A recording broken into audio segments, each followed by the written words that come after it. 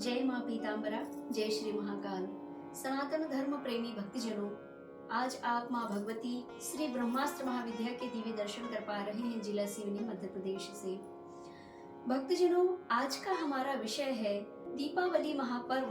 माँ भगवती के यह दिव्य पवित्र पावन त्योहार को बड़े ही धूमधाम से मनाते हैं। अपने अपने घरों में दीप प्रज्वलित करके और आंगन से लेकर घर द्वार तक सुंदर सुंदर बंधनवार लगा करके, तोरण लगा करके और संध्या कालीन माँ भगवती लक्ष्मी का आगमन हो, इसी भावना को लेकर के अपने घर के मुख्य द्वार पर लगा करके और संध्या कालीन भगवती का दीपों से स्वागत करते हैं कि माँ भगवती लक्ष्मी का आगमन होगा।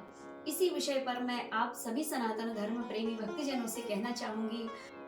अब हम चलते हैं हमारे मुख्य उद्देश्य दीपावली के परम पतित पावन त्योहार में भक्तजन कैसी पूजन करें। दीपावली के दिन मतलब आज ही तो दीपावली है और मैं वीडियो बनाने में कारणवश लेट हो गई हूँ, किंतु आज ही अभी का समय जो है बज रहा है 5:30 और इस समय भगवती के श्री चरणों में बैठ करके ही उनके श्री चरणों का आशीर्वाद लेकर ही आपको मार्गदर्शन कर रही हूँ। भगवती की कृपा बनी रहे और मेरी जिह्वा में माँ भगवती आप विद्यमान होकर के जो यह चैनल को देख रहे हैं, आपके इस वीडियो को देख रहे हैं और आपको जो सुन रहे हैं, उन सभी के मनोकामनाओं को पूर्ण करना। और जो आपको सुन रहे हैं, आपको कमेंट में प्रणाम नमन कर रहे हैं, इन सभी भक्तजनों की आप मनोकामनाएं पूर्ण करना माँ। तो भक्तों, आइए चलते हैं दीपावली संध्याकालीन पूजन विशेष में। तो भक्तजनों, दिन में तो आपको अपने घर में आम की तोरण फूल सहित लगा करके सजा देना चाहिए और संध्याकालीन अपने गली आंगन में स्वच्छता रखनी है। आंगन में सुंदर रंगोली डाल करके माँ भगवती के चरण बना करके मैया के आगमन का इंतजार करें। और संध्याकालीन पूजन का जो मुहूर्त है शाम 6:30 बजे से 8:30 बजे तक का समय है और इसी समय में आपको माँ भगवती के दीप प्रज्वलन करना है, माँ भगवती की दिव्य पूजन अर्चन और वंदन करना है। और पूजन सामग्री में क्या क्या जुटाना है वो मैं आपको बता दूं। भगवती के पूजन के लिए जो आसन में आप कपड़ा रखेंगे तो वह कपड़ा लाल होना चाहिए। पूजन सामग्री मैं आपको बता दूं, आप नोट करके और यह सामग्री जुटा करके संध्याकालीन पूजन में बैठ जावें। नारियल का पानी, केले का पत्ता और मिट्टी के दीपक, मिठाई, पंचमेवा, बतासा, पंचामृत, धनिया का प्रसाद भी आप बना सकते हैं, दूध, दही, गौ पंचामृत और शहद, दीपक और माताजी के वस्त्र, श्रृंगार, नारियल, लौंग, इलायची और एक पटा यानी चौकी के ऊपर बिछाने वाला लाल कपड़ा और गंगा जल, आम का पत्ता, शंख और चांदी की कोई मूर्ति हो या फिर चांदी का सिक्का हो और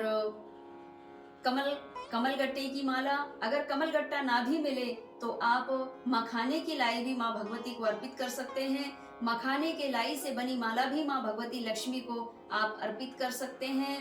इत्र, गुलाब, चंदन, जनेऊ और पान का पत्ता और पान का बीड़ा, गन्ने का रस, फल, खुले फूल माला और दुर्वा, कलावा, केशर, सिंदूर, हल्दी, पिसी हल्दी, अक्षत, धूप, दीप, रोली और कुमकुम इत्यादि एकत्रित करके और माँ भगवती के पूजन स्थान पर आप रख देवे। जब संध्याकालीन आप पूजन में बैठें तो माँ भगवती की पूजन के लिए यह सब सामग्री एकत्रित होनी चाहिए। अगर कारणवश कुछ सामग्री छूट भी जाती है तो माँ भगवती के श्री चरणों में मानसिक पूजन करके आप अर्पित कर सकते हैं। माँ भगवती वह भी स्वीकार करती हैं।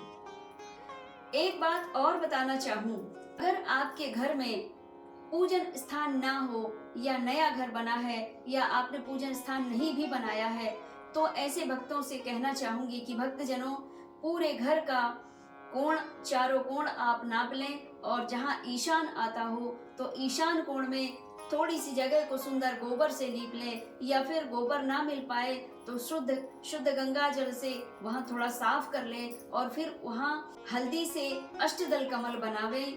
अष्टदल कमल बनाने के बाद में उसके ऊपर पटा रख दें, लाल कपड़ा बिछा दें और उस कपड़े के ऊपर फिर माँ भगवती, लक्ष्मी और गणेश की मूर्ति स्थापना कर दें। और नारायण भी हो तो और अच्छी बात है।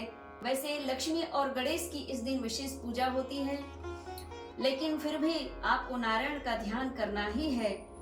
और फिर भगवती को और भगवान गणेश को शुद्ध गंगा जल से स्नान करावें, पंचामृत से स्नान करावें, दूध दही से स्नान कराने के बाद में ऐसा नहीं कि केवल लक्ष्मी गणेश को ही आप स्नान और पूजन कर रहे हैं। आपके घर में कुल देवी देवता को, इष्ट देवी देवता को, ग्राम देवी देवता को, सभी का ध्यान करते हुए और आपको एक पात्र में स्नान कराते जाना है। स्नान के बाद हल्दी, चंदन, कुमकुम, रोली जो आप रखे हैं, तो चावल, हल्दी, कुमकुम, रोली, केशर सहित आपको तिलक लगाना है। तिलक के बाद में फिर वस्त्र अर्पित करने हैं। वस्त्र के बाद में फूल, माला, बिल्व पत्र, माँ भगवती लक्ष्मी को बिल्व पत्र भी अर्पित करना है। जो जो भगवान शिव को अति प्रिय है वह माँ भगवती महालक्ष्मी को भी अति प्रिय है। और माँ भगवती को एक बिल्व पत्र भी आप अर्पित कर देते हैं तो भगवान शिव सहित माँ लक्ष्मी का अनुग्रह, शुभ आशीर्वाद आप प्राप्त करेंगे। माँ भगवती महालक्ष्मी जी को बिल्व पत्र भी आप अर्पित करें, क्योंकि भगवान शिव कहाँ रहते हैं? बट वृक्ष में रहते हैं। भगवान शिव अखंड ब्रह्म ध्यानालीन समाधि में कहाँ लीन होते हैं? बट वृक्ष के नीचे ही होते हैं। और बट वृक्ष में ही माँ भगवती श्री लक्ष्मी विद्यमान रहती हैं।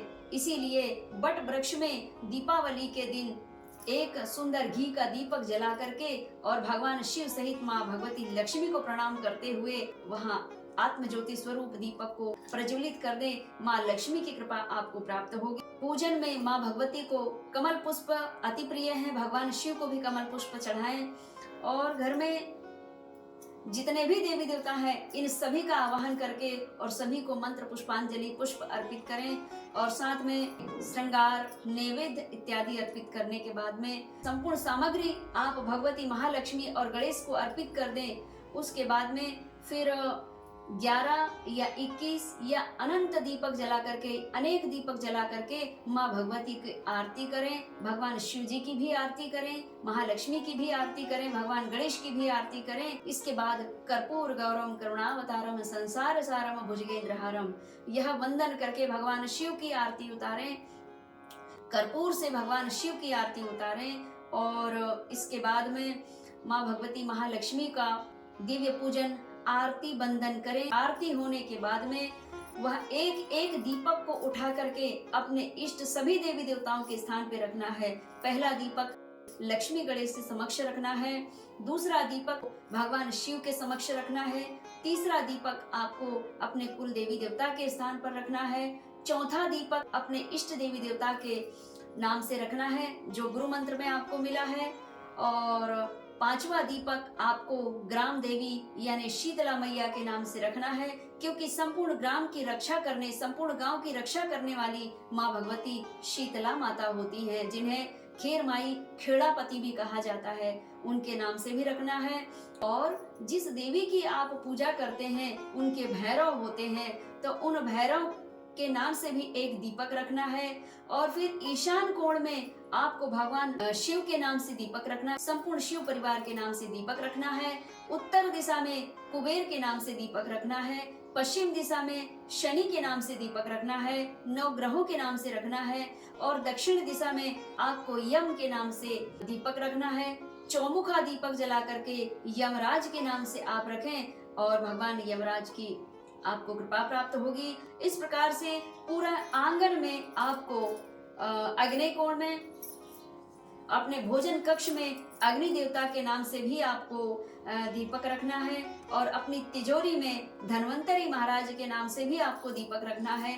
इसी प्रकार आप अपने देवी देवताओं के नाम से दीपक रखते जाइए, और फिर संपूर्ण दीपक जब हो जाए तो माँ भगवती का फिर कुछ देर बैठ करके ऐसे ध्यान मुद्रा में बैठ करके, नेत्र पूरे बंद नहीं होने चाहिए, अर्धचंद्राकार में खुले होना चाहिए। आपका ध्यान, आपके नेत्र यह नासिका के मध्य होना चाहिए, नासिका के समक्ष होना चाहिए, ताकि आपका ध्यान सामने जो दीपक रखा होगा, आपके इष्ट देवी देवता के नाम से जो आपने दीपक रखा है, या लक्ष्मी गणेश के नाम से जो दीपक रखा है, वह दीपक को देखते हुए अर्धचंद्राकार में नेत्र खुले हो, और माँ भगवती महालक्ष्मी का ध्यान करना है। और माँ भगवती महालक्ष्मी का यह दिव्य मंत्र है जो मैं आपको बोल के बता रही हूँ। यह मंत्र को आप बोलते हुए कम से कम 10 मिनट माँ भगवती, कमलापति, नारायण और भगवान श्री गणेश का ध्यान करते हुए यह मंत्र बोले।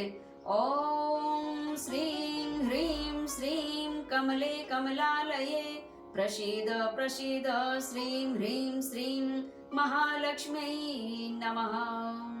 ओम श्रीं ह्रीं श्रीं कमले कमलालये प्रसीद प्रसीद श्रीं ह्रीं श्रीं महालक्ष्म्यै नमः।